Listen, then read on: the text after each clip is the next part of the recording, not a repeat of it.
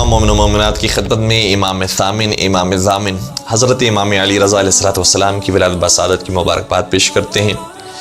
آج پوری دنیا میں جو کرونا وائرس پھیل چکا ہے اور اب پاکستان اور ہندوستان میں بہت تیزی سے عام ہو رہا ہے، پروردگار تمام مومن و مومنات کی حفاظت فرمائے، اور جو اس دنیا میں نہیں رہے پروردگار انہیں جوار معصومین میں جگہ عنایت فرمائے۔ یہ کرونا وائرس صحیح ہے، اس کی بہت ساری وجوہات ہو سکتی ہیں، لیکن ایک عجیب وجہ امام علی رضا علیہ السلام نے بیان فرمائی، اور اگر انسان اس پر توجہ کرے تو شاید اس کا سد باب ہو سکے۔ امام شاہ فرماتے ہیں کہ کلما احدث العباد من الذنوب ما لم يكونوا يعملون احدث اللہ لهم من البلاء ما لم يكونوا يعرفون۔ امام شاہ فرماتے ہیں کہ جب لوگوں نے ایسے گناہ کیے کہ جو اس سے پہلے تاریخ بشریت میں کسی نے انجام نہیں دیے تھے، تو پھر پروردگار ایسی بلاؤں میں انہیں گرفتار کرتا ہے جو اس سے پہلے کبھی نازل نہیں کی ہو اور جس کا علاج وہ نہیں جانتے ہو۔ اور یہ بھی امام رضا علیہ السلام کی حدیث کا ایک مفہوم ہے کہ امام شاہ فرماتے ہیں کہ جب پروردگار کسی قوم پر بلا نازل کرنا چاہتا ہے، کسی قوم پر وبا اور بیماری نازل کرنا چاہتا ہے، تو اس کا علاج لوگوں کے ذہنوں سے نکال دیتا ہے، اور جب تک وہ بلا باقی رکھنا چاہتا ہے اس کا علاج وہ نہیں جانتے ہیں، اور جب اس بلا کو اور بیماری کو ختم کرنا چاہتا ہے تو پھر اس کا علم اور اس کی عقل دوبارہ سے لوگوں کو عطا فرماتا ہے۔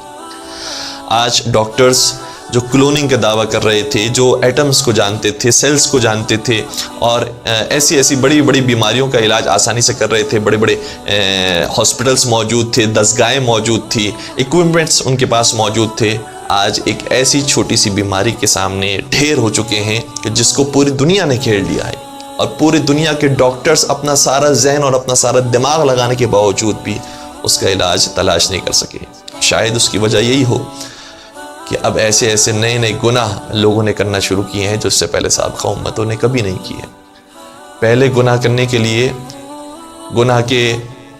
قریب جانے کے لیے ایسے محفلوں میں جانا اور ایسے اداروں کی طرف رجوع کرنا ضروری ہوتا تھا، اور ایسے گروہ کے اندر شامل ہونا ضروری ہوتا تھا کہ جہاں پر یہ گناہ ہو رہے ہوتے تھے۔ لیکن آج گھروں کے اندر بیٹھ کر، کمروں کے اندر رہ کر، موبائلز کے ساتھ اور انٹرنیٹ کے ذریعے وہ گناہ ہو رہے ہیں کہ جو اس سے پہلے کبھی سابقہ امتوں نے نہیں کی۔ اور صرف فحاشیت کی بات نہیں ہے،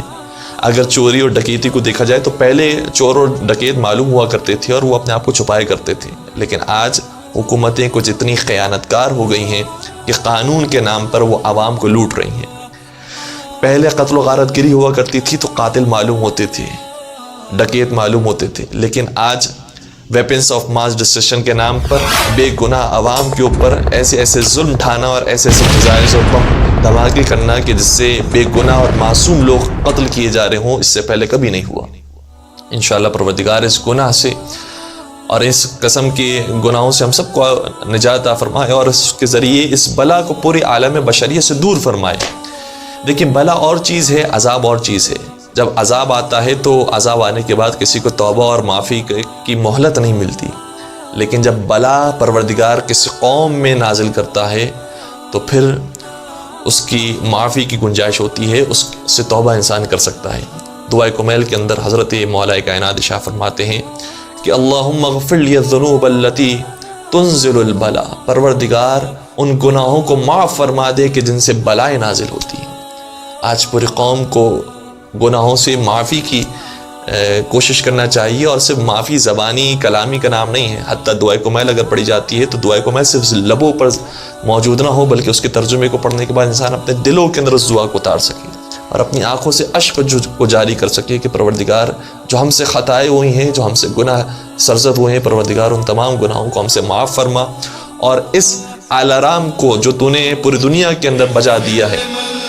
اس الارم کے ذریعے ہم سب کو بیدار ہونے کی توفیق عطا فرما۔ دعائے کمیل کے اندر مولا متقیان کے جملے یہ ہیں کہ یا من اسمہ دوا و ذکرہ شفا، اے وہ ذات کہ جس کا نام ہی دوا ہے اور جس کا ذکر ہی شفا ہے۔ انشاءاللہ پروردگار ہم تمام کو اس بیماری سے نجات عطا فرما۔